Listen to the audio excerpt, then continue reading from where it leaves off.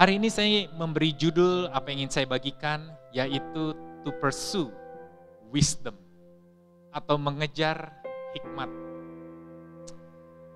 Saya secara pribadi, saya begitu senang akan hikmat. Saya ingin menjadi orang yang berhikmat. Saya ingin dikenal atau dipandang orang-orang itu sebagai orang yang berhikmat. Dari dulu saudara-saudara, jadi ketika ada orang yang mendoakan saya untuk hikmat, saya aminnya kencang sekali. Dalam hati saya akan aminkan sekencang-kencangnya saudara-saudara. Ini bukanlah sebuah kebetulan, ini sebenarnya terinspirasi dari sebuah cerita di Alkitab, yaitu seorang yang bernama Salomo saudara-saudara.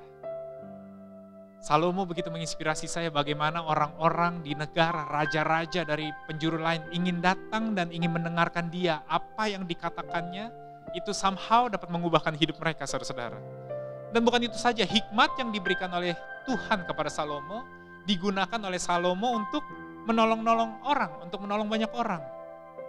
Bahkan dikatakan, hikmatnya dari Raja Salomo dapat terlihat dari kesehariannya. Bagaimana istananya dibangun, saudara-saudara. Bagaimana pekerja-pekerja atau bagaimana penjaga-penjaga istana terlihat di dalam mereka berpakaian, dalam mereka duduk, dalam mereka melakukan keseharian tugas mereka, saudara-saudara. Hikmat Salomo terlihat. Jadi saya begitu terinspirasi, ingin menjadi seperti seorang Salomo. Bahkan di dalam tulisan Raja Salomo di dalam kitab Amsal pasal 4, dia berkata, kejarlah hikmat, kejarlah hikmat. Wow. Dan di dalam perjalanan saya mulai mencari yang namanya hikmat. Saya temukan bahwa ada yang namanya hikmat, ada yang namanya pengetahuan, saudara-saudara. Di dalam perjalanan saya mulai menemukan bahwa pengetahuan dan hikmat itu ternyata berbeda.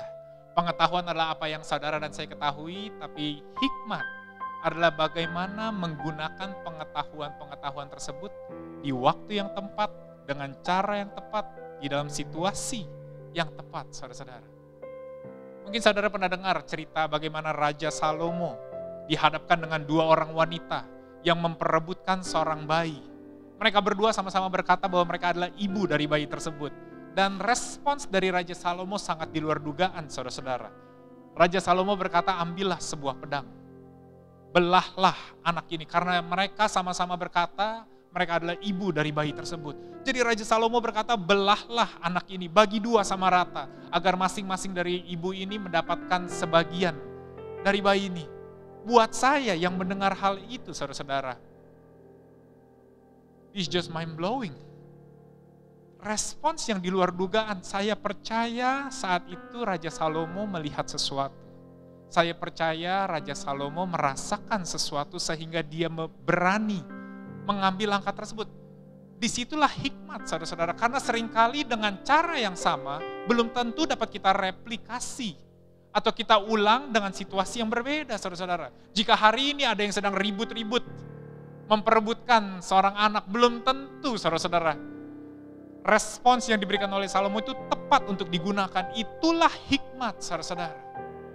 Bukan hanya sekadar pengetahuan, tapi ada sebuah pengertian di dalam menggunakannya. Maka itu saya berasumsi, untuk memiliki hikmat, saya memerlukan pengetahuan. Wah, akhirnya saya mencoba untuk mempelajari semua pengetahuan, saudara-saudara. Dari komputer, saya ikuti zamannya belajar komputer. Saya ikuti zamannya belajar mobil-mobil, saudara, agar saya mempunyai hikmat di dalam berkomunikasi dan di dalam menghadapi setiap situasi. Saya belajar yang namanya tumbuh-tumbuhan, saudara-saudara. Saya belajar yang namanya hewan-hewan. Saya belajar bagaimana caranya untuk bisa mengerti fungsi dari mereka semua, saudara-saudara. Bahkan juga tentang keuangan, bagaimana hidup dengan keuangan yang baik, saudara-saudara. Kesehatan, you name it. Sampai interior rumah, arsitek. Semua majalah saya baca, saudara-saudara. Bahkan tentang tata surya. Saya pelajari, saya baca karena saya di dalam pikiran saya, agar saya bisa mempunyai hikmat, saya perlu mempunyai modal dasar, yaitu pengetahuan. Sampai ada sewaktu-waktu, saudara-saudara, ada sebuah kejadian yang cukup memukul persepsi saya. Seperti yang saudara ketahui, saya hanyalah seorang manusia, kehidupan saya pun jatuh bangun, saudara-saudara. Keuangan saya ada waktunya, musim-musimnya cukup baik. Tapi ada momen-momen sempat jatuh, saudara-saudara, sampai barely survive. Sampai kita harus mengirit. Kemudian membaik lagi, tiba-tiba turun lagi. Demikian juga kesehatan saya, saudara-saudara. Dan momen-momen ketika kita sedang naik turun, terutama pas turun, saudara-saudara, ada orang-orang yang pasti mendoakan kita dan berkata, saya mendoakan agar engkau mempunyai hikmat di dalam mengelola keuangan saudara mungkin, di dalam kesehatan saudara mungkin. Doa yang begitu umum, saudara-saudara. Tapi jujur, suatu hari ketika ada seseorang yang berkata, biar hidupmu penuh dengan hikmat, ketika saya pulang, saya sedih, saudara-saudara. Saya bertanya kepada Tuhan, pengetahuan seperti apa lagi yang perlu saya pelajari? Bukannya saya berkata saya orang paling pintar, bukan, saudara-saudara. Bukannya saya ingin berkata bahwa saya cukup percaya diri dengan apa yang saya tahu, bukan, saudara-saudara. Tapi ada seperti sebuah kelelahan, sebuah kefrustrasian, sebuah kebingungan. Pengetahuan apa lagi yang perlu saya pelajari? Jika saat ini saya belum cukup baik, apa artinya jika saya sedang melayani orang-orang dan mengcounsel mereka di dalam kesulitan mereka sehari-hari? Seakan-akan apa yang saya miliki belum cukup, saudara-saudara. Saya tidak tahu apakah ini yang saudara alami, tapi di kehidupan saya that moment, saya merasa, apa lagi yang perlu saya tahu? Saya kurang apa lagi? Lalu saya mulai bertanya, apa sih sebenarnya hikmat itu? Tuhan, Kau yang berkata kejarlah hikmat di dalam firman-Mu. Kau yang berkata bahwa hikmat itu adalah hikmat daripadamu, baik. Tapi apa sih arti sebenarnya dari hikmat? Di dalam mencari arti, makna dari hikmat, Tuhan menuntun saya ke dalam sebuah bacaan di Perjanjian Baru, saudara-saudara. Dan sebelum saya membagikan firman ini, izinkan saya untuk mengundang saudara, mari kita pejamkan mata, mari kita tundukkan kepala. Bapa, aku berdoa, Engkau adalah Bapa yang begitu mengasihi setiap dari kami. Kau Bapa yang tidak menahan-nahan apa yang ada di dalam perbendaharaan-Mu, ya Tuhan. Engkau Bapa yang akan memberikan, Tuhan, jauh melebihi, Tuhan, yang kami harapkan. Bahkan Kau berkata, Roh Kudus Kau berikan untuk mengajarkan kepada kami setiap hal yang sudah Kau katakan kepada kami. Hari ini aku berdoa, Tuhan, Kau bukakan mata hati kami, Kau bukakan telinga kami, Kau buka pikiran kami, Tuhan. Biar firman-Mu yang menuntun kehidupan kami dan pengertian-Mu yang memberikan pewahyuan di dalam kehidupan kami hari ini. Amen.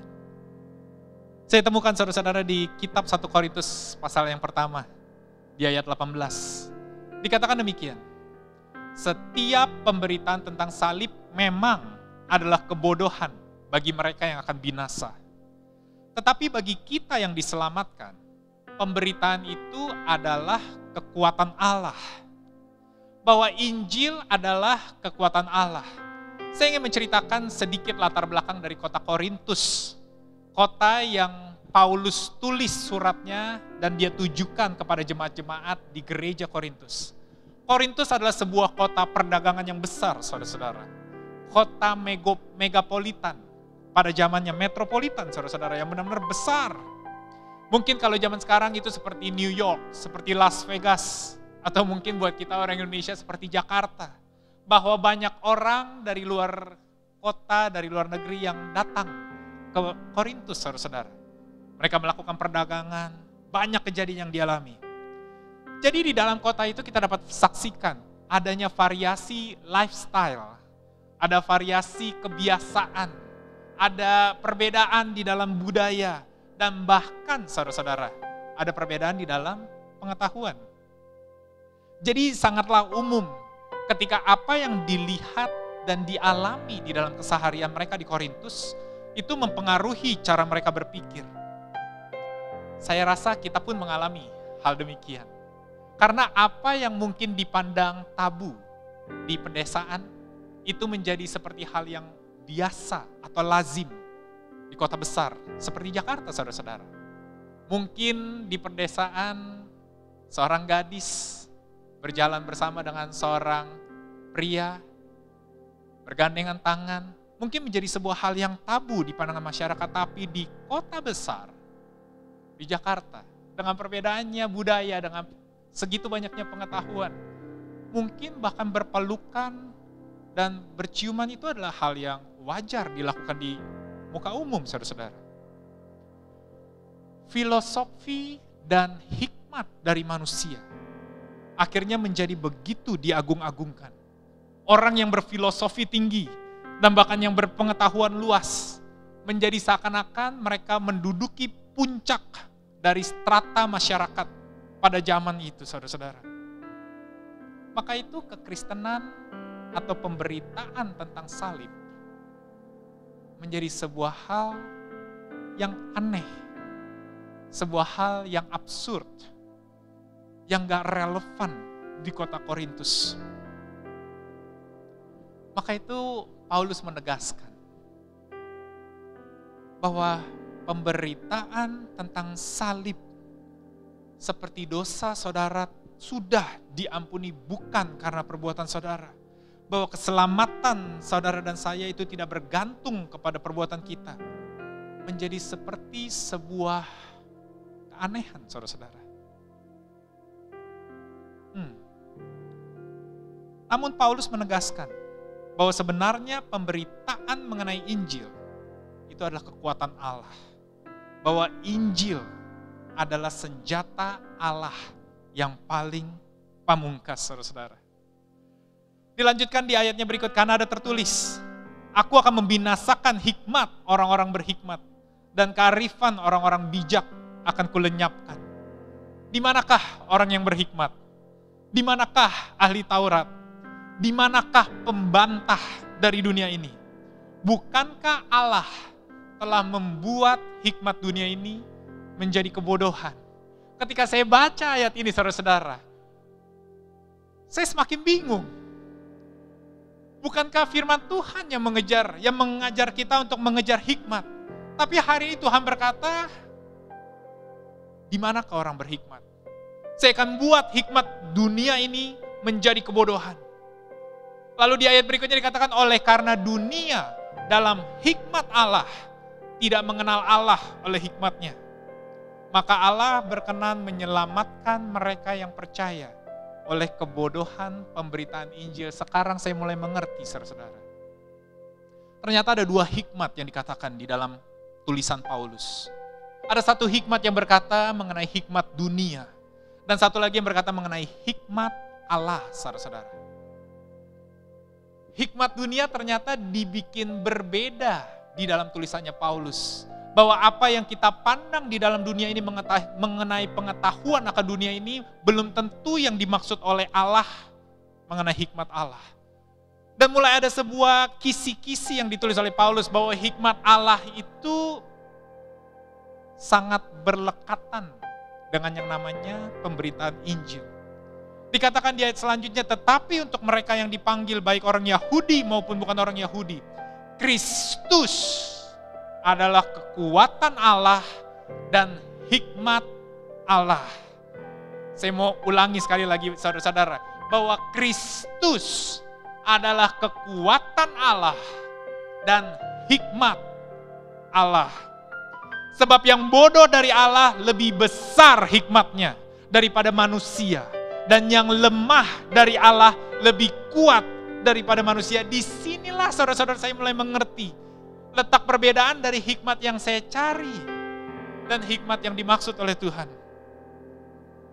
Seperti yang saya ceritakan di awal firman ini, seringkali saya berpikiran bahwa hikmat itu diawali dengan pengetahuan akan dunia ini, saudara-saudara. Maka itu saya mulai mempelajari akan tumbuh-tumbuhan, saya pelajari akan komputer, saya pelajari akan teknologi, saya pelajari akan cryptocurrency. Wow.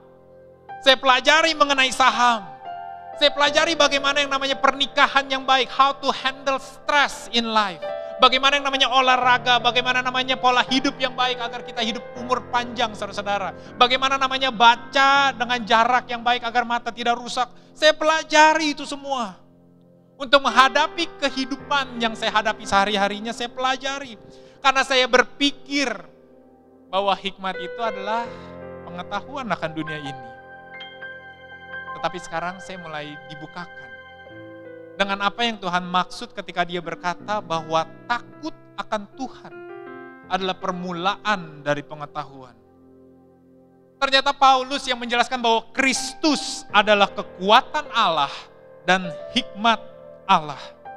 Bahwa pencipta kita yang memiliki hikmat tertinggi di dalam menciptakan dunia ini, Dia berkata bahwa Kristus adalah poros, adalah pusat, adalah pondasi dari pemikiran Dia.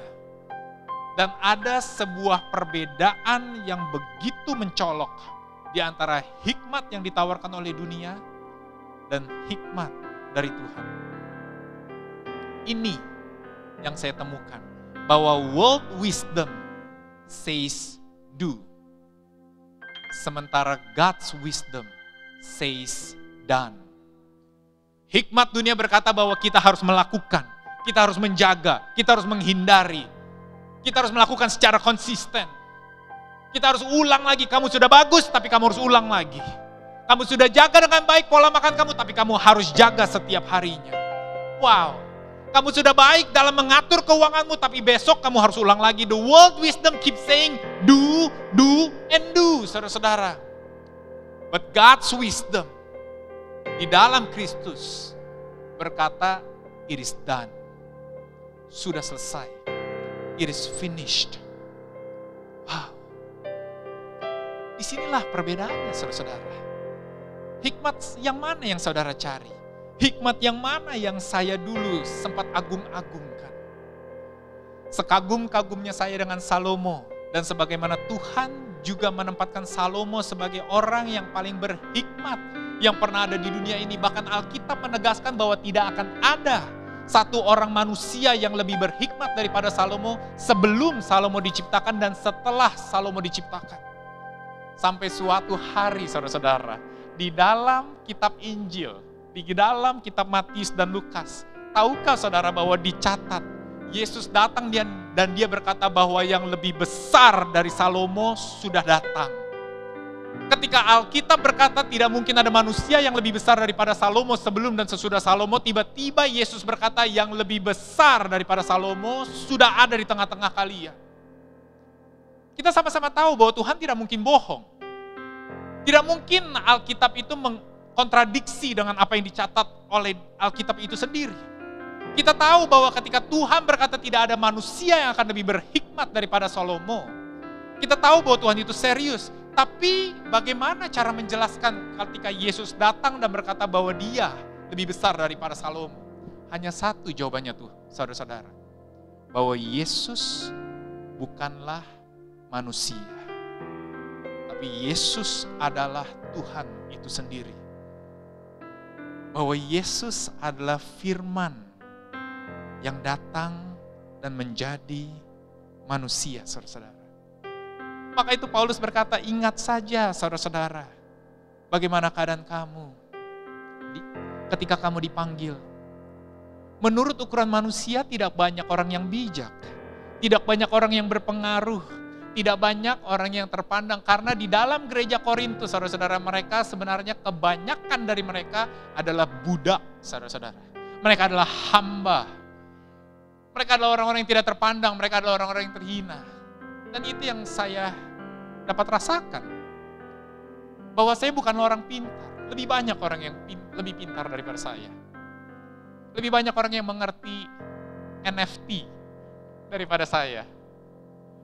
Lebih banyak orang yang lebih tahu bagaimana caranya memperoleh uang, menjaga kehidupan, kesehatan, mempunyai pernikahan yang begitu luar biasa indah.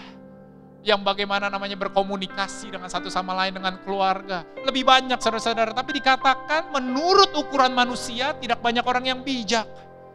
Tidak banyak orang yang berpengaruh, tidak banyak orang yang terpandang. Ingat saudara-saudara, kata Paulus, ingat bagaimana keadaan kamu ketika kamu dipanggil. Tapi hari ini ada sebuah kabar baik. Firman Tuhan berkata, tetapi apa yang bodoh bagi dunia, dipilih Allah. Saya boleh minta ayatnya. Apa yang bodoh bagi dunia, dipilih Allah untuk memalukan orang-orang yang berhikmat. Dan apa yang lemah bagi dunia, dipilih Allah untuk memalukan apa yang kuat. Dan apa yang tidak terpandang dan yang hina bagi dunia, dipilih Allah. Bahkan apa yang tidak berarti, dipilih Allah untuk meniadakan apa yang berarti. Supaya hanya ada satu tujuan, saudara-saudara. Agar jangan ada seorang manusia pun yang memegahkan diri di hadapan Allah. How good is that good news? Bahwa bukan karena kuat gagah kita, bukan karena kehebatan kita, bukan karena kepintaran kita, bukan karena seberapa banyak pengetahuan kita, maka kita akan berhasil dalam hidup ini, saudara-saudara. Tetapi hanya melalui Injil lah, melalui kabar baik saja, melalui Kristus, saudara-saudara, yang akan menjadi kekuatan kita. Lalu Paulus melanjutkan, tetapi oleh Dia, kamu berada dalam Kristus Yesus, yang oleh Allah telah menjadi hikmat bagi kita. Ia membenarkan dan menguduskan dan menebus kita.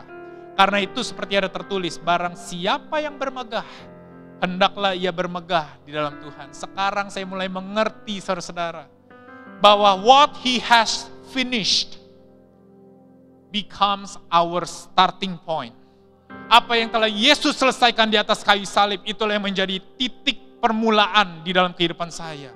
Saya mulai melihat di dalam perspektif yang berbeda ketika saya menghadapi kesulitan di dalam hidup saya. Ketika saya mengalami masalah keuangan terjadi, saya bukan lagi bertanya apa yang saya harus lakukan. Bukan lagi bertanya seberapa baik saya harus menghemat, seberapa baik saya harus mengatur neraca keuangan saya, saudara-saudara. Bukan itu, tapi pertanyaan saya mulai berubah, perspektif saya mulai berubah. Saya mulai bertanya seberapa sempurna karya keselamatan Yesus di atas kayu salib di dalam memelihara kehidupan saya. Saya mulai bertanya seberapa seriusnya Yesus di dalam menjaga keberlangsungan kehidupan saya dengan keluarga saya, bahkan sampai ke generasi 1000. Di dalam kehidupan kesehatan saya bukan lagi bertanya makanan apa yang harus saya hindari dan yang saya harus jaga. Bukan mengenai pola olahraga macam mana yang saya harus lakukan dan disiplin di dalam keseharian. Tapi saya mulai bertanya, seberapa seriuskah Yesus ketika Dia berkata bahwa inilah bilur-bilurku dan kamu telah sembuh. Perspektif saya mulai bergeser, saudara-saudara. Fokus saya mulai bergeser. Pada intinya, saudara-saudara,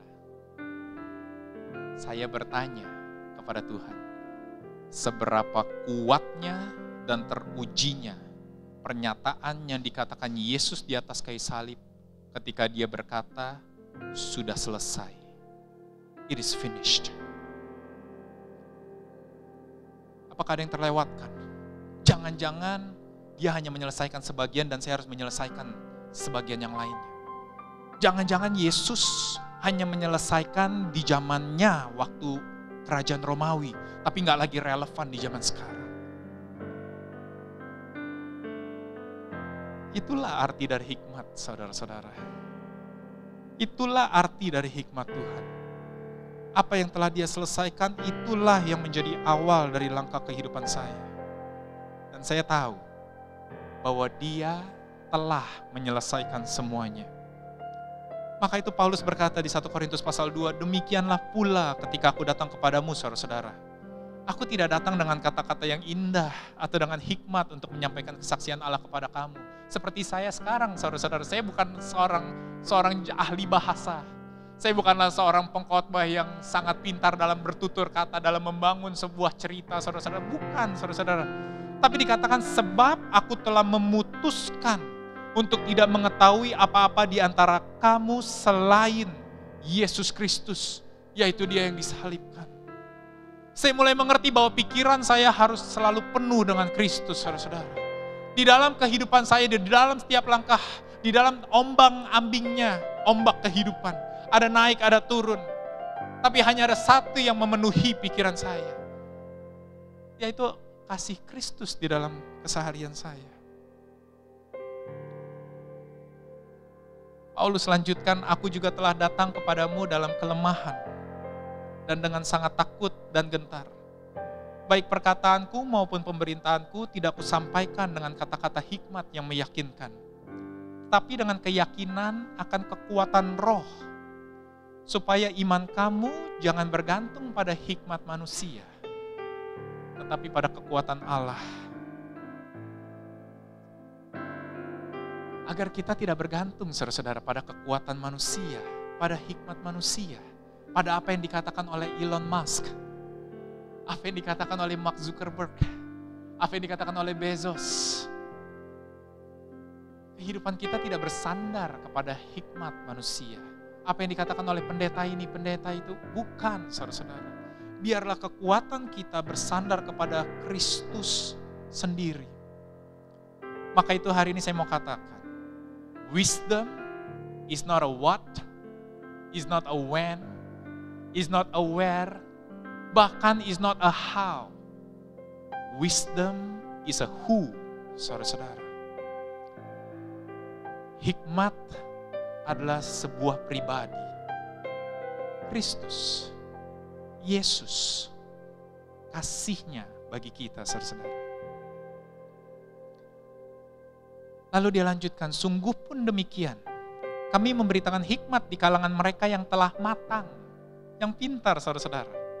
Yaitu hikmat yang bukan dari dunia ini, dan yang bukan dari penguasa-penguasa dunia ini, yaitu penguasa-penguasa yang akan ditiadakan. They are not eternal, saudara-saudara, but God is eternal. Tetapi yang kami beritakan ialah hikmat Allah yang tersembunyi dan rahasia, yang sebelum dunia dijadikan telah disediakan Allah bagi kemuliaan kita. Walaupun itu tersembunyi, tapi Tuhan telah menyediakannya bagi saudara dan saya. Dikatakan selanjutnya, tidak ada dari penguasa dunia ini yang mengenalnya. Sebab kalau sekiranya mereka mengenalnya, mereka tidak akan menyalibkan Tuhan yang mulia. Wow. Mereka tidak kenal Yesus itu, mereka tidak tahu pribadi Yesus itu, maka itu mereka menyalibkan Yesus. Sebab kalau mereka kenal, mereka akan agung-agungkan dan mereka akan hormati, junjung tinggi, saudara-saudara, hikmat paling tinggi. Tapi mereka nggak kenal. Tetapi seperti ada tertulis, apa yang tidak pernah dilihat oleh mata dan tidak pernah didengar oleh telinga dan yang tidak pernah timbul di dalam hati manusia, semua yang disediakan Allah untuk mereka yang mengasihi Dia. Inilah hikmat Allah, saudara-saudara. Bahkan apa yang belum saudara lihat, saudara belum pernah dengar, bahkan saudara tidak pernah terpikirkan. Inilah hikmat Allah, Dia telah menyediakan bagi mereka yang mengasihi Dia, saudara-saudara. Maka itu firman Tuhan, Dia berkata demikian, berserulah kepadaku, maka aku akan menjawab. Slide-nya nggak usah ada, karena nggak ada ayatnya. Di Yeremia 33 dia berkata, berserulah kepadaku maka aku akan menjawab engkau, dan aku akan memberitahukan kepadamu hal-hal yang besar dan yang tidak terpahami. Yakni hal-hal yang tidak kau ketahui, rahasia, saudara, sebuah misteri. Dia akan berikan. Yakobus bahkan berkata, mintalah hikmat, sebab Dia akan memberikan kepada setiap orang yang meminta hikmat. Dia akan memberikan, saudara-saudara. Dia tidak menahan-nahan hikmat tersebut. Tapi hikmat itu adalah sebuah rahasia. Lalu dikatakan di dalam kitab Kolose, sekali lagi slide-nya tidak ada, saudara bisa cari di rumah. Kolose dikatakan demikian. Sehingga mereka memperoleh segala kekayaan dan keyakinan pengertian dan mengenal rahasia Allah, yaitu Kristus. Sebab di dalam Dialah tersembunyi segala harta hikmat dan pengetahuan. Hari ini saya mulai mengerti, saudara-saudara, bahwa pertanyaan saya bukan lagi bertanya tentang apa yang harus saya lakukan seperti yang hikmat dunia ajarkan. Karena itu adalah fokusnya saya, saudara-saudara. Saya ini tidak konsisten. Seberapa berusahanya saya tahu saya ini tidak akan stabil. Saya tidak akan bisa bertahan untuk jangka waktu yang panjang. Saya mulai mengerti pertanyaan dan perspektif saya bukan lagi mengenai apa yang harus saya lakukan, tapi mengenai apa yang Dia lakukan. Apa yang Dia telah selesaikan di atas kayu salib. Maka itu Yeremia 17 berkata demikian. Diberkatilah orang yang mengandalkan Tuhan, yang menaruh harapannya pada Tuhan. Ia akan seperti pohon yang ditanam di tepi air, yang merambatkan akar-akarnya ke tepi batang air dan yang tidak mengalami datangnya panas terik. Yang daunnya tetap hijau, yang tidak khawatir dalam tahun kering, dan yang tidak berhenti menghasilkan buah. Walaupun saudara sedang berada di dalam tengah-tengah krisis, walaupun saudara sedang berada di dalam pandemi, jangan takut dan jangan heran jika saat-saat ini di tengah-tengah pandemi malah saudara menghasilkan buah yang lebat, saudara-saudara. Karena firman Tuhan berkata tidak akan mengalami datangnya panas terik. Daunnya akan tetap hijau. Itu yang akan dialami bagi setiap orang yang mengandalkan Tuhan, yang menaruh harapannya pada Tuhan. Saya ada sebuah gambar, saudara-saudara. Jika saudara lihat, ini ada sebuah mata air. Pohon-pohon bertumbuh dengan hijau karena mereka dekat dengan air, saudara-saudara. Tapi yang menariknya ketika saya tarik mundur, saya zoom out, saudara-saudara, saya ingin tunjukkan di slide berikutnya. Ternyata kejadian ini dialami oleh tumbuhan yang berada di tengah-tengah padang gurun, saudara-saudara. Kuncinya hanya satu.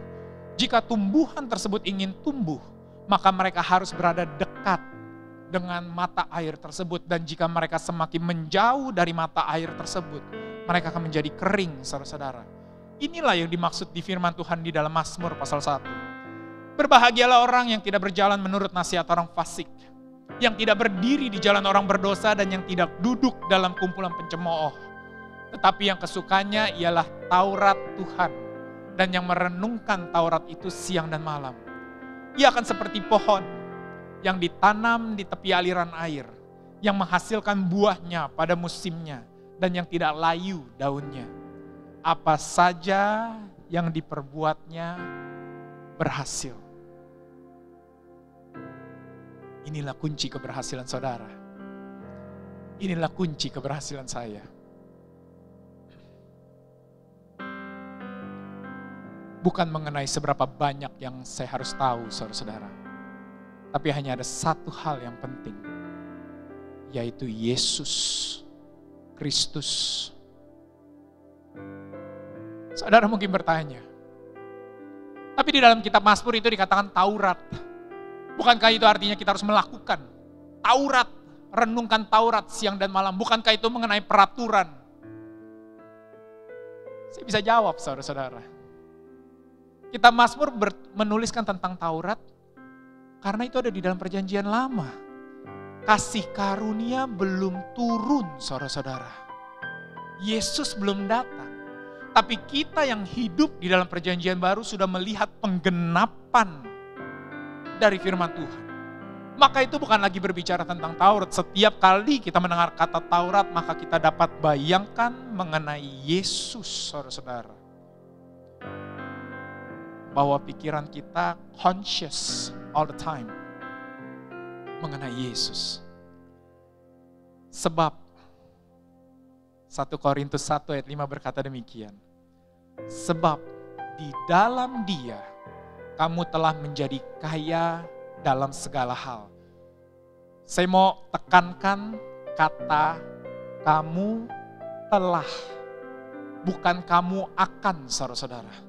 Kamu telah di dalam Yesus, kamu telah menjadi kaya dalam segala hal. Apakah itu berbicara tentang keluarga? Apakah itu berbicara tentang relationship? Apakah itu berbicara tentang keuangan? Apakah itu berbicara tentang kesehatan? Apakah itu berbicara tentang parenting? Apakah itu berbicara tentang masa depan? Apakah itu berbicara tentang pekerjaanmu? Apakah itu berbicara tentang pelayananmu? Setiap hal dalam kehidupan semuanya tercakup di dalam segala hal. Bahkan Paulus tulis dengan jelas. Dia jelaskan dalam segala macam perkataan dan segala macam pengetahuan. How good is our God. Kejarlah hikmat. Boleh saya tampilkan judul saya? Pursue wisdom. Kejarlah hikmat. Tapi hari ini saya mulai mengerti.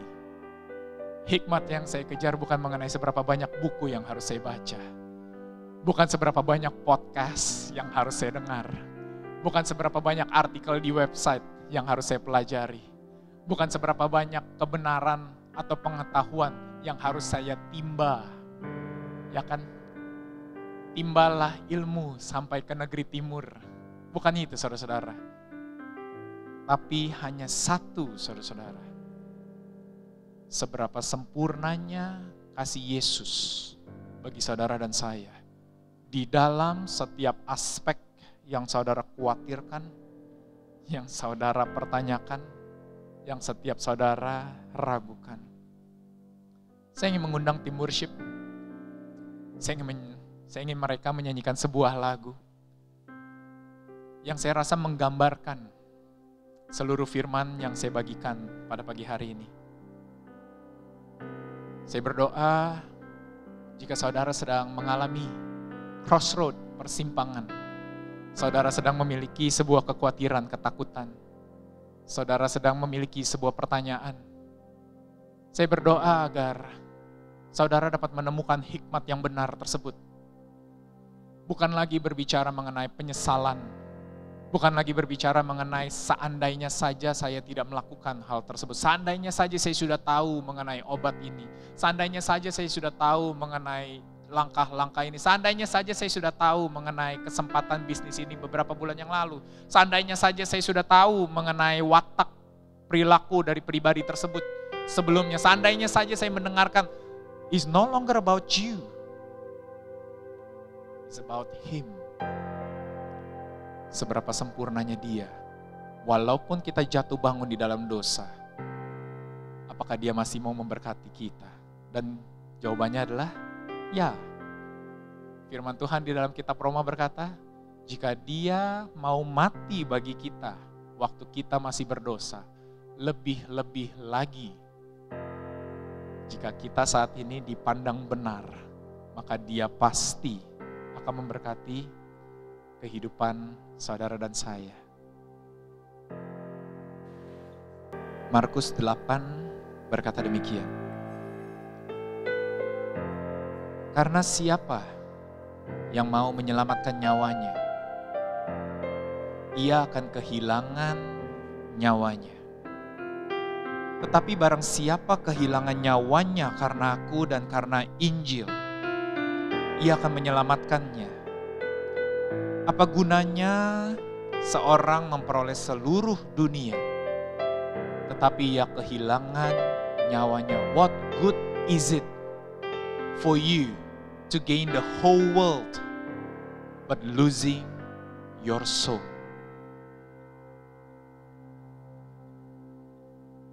Hari ini izinkan saya untuk mengundang saudara. Jika saudara belum pernah menerima Yesus di dalam kehidupanmu, jika saudara terus-menerus mencari jawaban, terus-menerus mencari sesuatu yang dapat memuaskan dahaga dari kehidupan saudara, izinkan saya untuk memberitahukan jawabannya hanya satu. Yesus Kristus dari Nazaret yang telah mati di atas kayu salib untuk dosa saudara dan saya. Dialah jawaban untuk keselamatan dan jaminan hidup dari saudara dan saya, bahkan sampai ke generasi 1000 saudara-saudara. Hari ini saya mengundang saudara untuk menerima Yesus. Mari kita doakan doa ini saudara-saudara. Yesus, terima kasih sudah mati bagi dosaku. Hari ini aku mengundang Kau untuk masuk ke dalam hatiku. Engkaulah Tuhan dan Juru Selamatku. For I am yours and you are mine.